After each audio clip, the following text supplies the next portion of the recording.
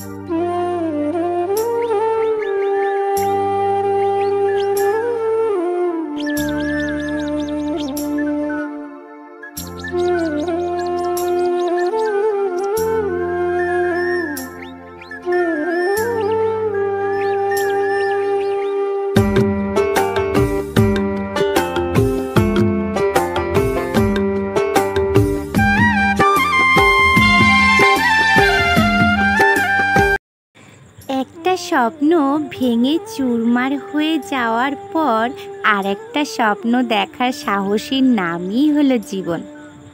শুভ সকাল আমার প্রিয় বন্ধুরা, আশা করি সবাই খুব ভালো আছো আর আমিও খুব ভালো আছি। ভিডিও শুরুর প্রথমে সবার কাছে একটাই অনুরোধ রইল, ভিডিওটিকেও স্কিপ করে দেখো না, তাহলে ভালো লাগবে না। ভিডিওটি দেখতে থাকো, আশা করি ভালো লাগবে। তো আমি অলকা আরও একটি নতুন ব্লগ নিয়ে তোমাদের সামনে হাজির হলাম, আর আমার এই নতুন ব্লগে সবাইকে স্বাগত জানাই। আর এখন সকাল 6টা মতো বাজে।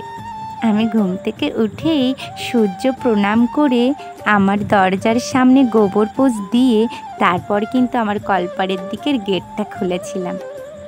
খুলেই দেখি আমার ফুল গাছটাতে অনেকগুলো ফুল ফুটেছে, আর সাথে দুটো প্রজাপতি খুব সুন্দর খেলা করছে। তো আমি প্রথমে সেটাই তোমাদের সাথে শেয়ার করে নিলাম। আর তারপর দেখো আমার ভেন্ডি গাছের ভেন্ডিগুলো না খুব বড় বড় হয়ে গেছে, তাই কিন্তু সোজা বাগানে চলে আসলাম। আর ভেন্ডি গাছের এই হলো একটা জ্বালা, কি বলো তো, একদিন বাদে একদিন যদি ভেন্ডিগুলো না তোলা হয় না, তাহলে না কেমন পেকে যায়। ওই জন্য একদিন বাদে একদিন গাছে কিন্তু অনেক করে ভেন্ডি পাওয়া যায়।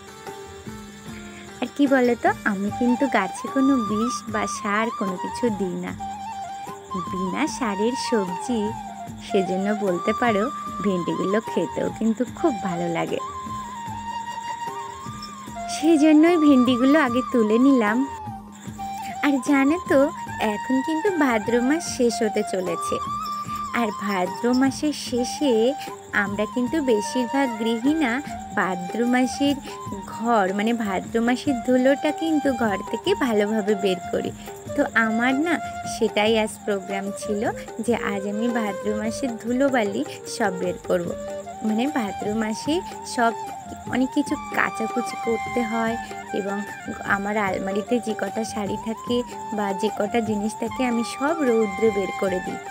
তো সেটাই আমার আজ ইচ্ছা ছিল যে আমি ঘরের সব ধুলো বালি যেমন সুন্দর করে বের করব, এবং সব ঘরটা গোবর দেব, এবং তার সাথে আমার শাড়ি, আমার আলমারিতে যে কটা যা জিনিস আছে সবগুলো একটা বিছানার উপর রৌদ্রে দিয়ে দেব। সেই ইচ্ছা করেই কিন্তু গোবর দিতে চলে এসেছি। আর গোবর দিতে এসেছি তখন আমার উপমা, মানে আমি গোবর মাটি একসাথে মাখানোর সময় আমার উপমা খুব ঝামেলা করছে।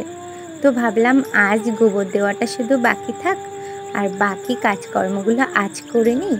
এরপর দিন মানে ভাদ্র মাসে এখনও তো একটা দিন আছে, তো এরপর দিন পুরো ঘরটা গোবর দিয়ে নেব। তাই দেখো, তাড়াতাড়ি যতটুকু হয় ততটুকু করেই কিন্তু আমি চলে আসছি।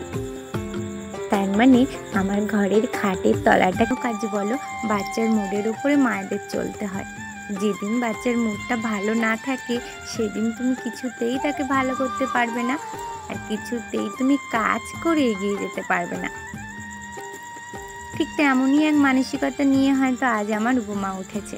সকাল থেকেই যেন ঘ্যান ঘ্যান করতেই আছে। আজ তার দুষ্টুমিটা এমন যেন তার পাশে আমার বসেই থাকতে হবে। আচ্ছা, বসে থাকলে কি চলবে, কাজগুলো তো করতে হবে। আবার বাচ্চা থাকা মানে টাইমের মধ্যে তাকে খেতেও দিতে হবে।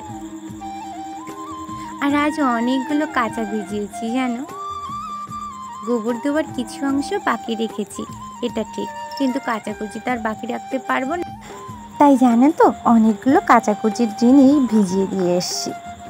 আর এই দেখো, আমি কিন্তু সব কাচাকুচি করে মেলে দিতে আসলাম। আর দেখ, আমি 2 বালতি নিয়ে এসছি, এখনও 2 বালতি কিন্তু আমার কলপাড়েতে রাখা আছে কাচাকুচি জিনিস। ভাদ্র মাসের শেষে না অনেক জিনিসপত্র কাচাকুচি করতে হয় এবং আলমারিতে যেসব কাপড় চোপড়গুলো থাকে সেগুলো কিন্তু রোদ খাওয়াতে হয়। তো আজ আমার সেটাই ইচ্ছা যে আমার আলমারিতে যে কাপড়গুলো আছে সেগুলো সব রৌদ্রে দেব, আর অনেক যেসব জিনিসপত্র কেচেছি সবগুলো শুকিয়ে নেব। আর আমি যখন কাচাকুচি করছিলাম জানো, তখন আমার উপমা না আজ না একটু মার খেয়েছে। মানে আজ এত দুষ্টুমির ভাগটা করছিল যে একটু মারতে বাধ্য হয়েছি। তো ওই জন্য মনটা না ভালো লাগছে না। সংসারে যখন অনেক বেশি কাজের চাপ পড়ে যায় না, তখন ওর প্রতি কিন্তু একটু অবহেলা হয়। কেন বলো তো? ও হয়তো আমাকে চাইছে আর আমি হয়তো চাইছি কাজটা তাড়াতাড়ি করতে। এই যেমন দেখো, আজ আমার কিন্তু মানে সারাদিন মনে হচ্ছে কাজটা করলেও শেষ হবে না, আর ও আজ সারাদিন মানে সারাদিনের প্রথমেই সকালেই তো উঠেছে একটা মুড নিয়ে। যাই হোক, দেখো কথায় কথায় আমি চলে আসলাম কোথায় বলো তো? রান্না করতে। আর ওদিকে আমি কিন্তু স্নান করে ঠাকুর পূজা দিয়ে এসেছি, আর আমার ছোট্ট উপমাকে কিছু মাটির খেলনা বানিয়ে দিয়েছি। তো ওগুলো নিয়েও খেলছে। আর এই দেখো আমার কিন্তু রান্নাটা হয়ে গেছে। আর এই যে ভেন্ডি দিয়ে একটু চিংড়ি মাছ করেছি, আর এই কলা আলু মাছ করেছি। আর দেখো আজ প্রোগ্রাম ছিল আমার জিনিসপত্র সব বের করে দেবো শুকাতে, কিন্তু প্রকৃতির কি খেলা দেখো। হঠাৎ করে কোথা থেকে কি জানি বৃষ্টি চলে আসলো, তো বৃষ্টিটা হলো তো হলো, 2 ঘন্টায় যেন সব ডুবিয়ে দিল। আজ না বাড়িতে জল ছিল না, তাই জলের ড্রামটা আমার বরমহাশয় নিয়েই বেরিয়েছিল। আর এই দেখো প্রকৃতির কাছে কিভাবে অসহায় হয়ে গেল, পুরো রাস্তাটাই জলে ডুবে গেল।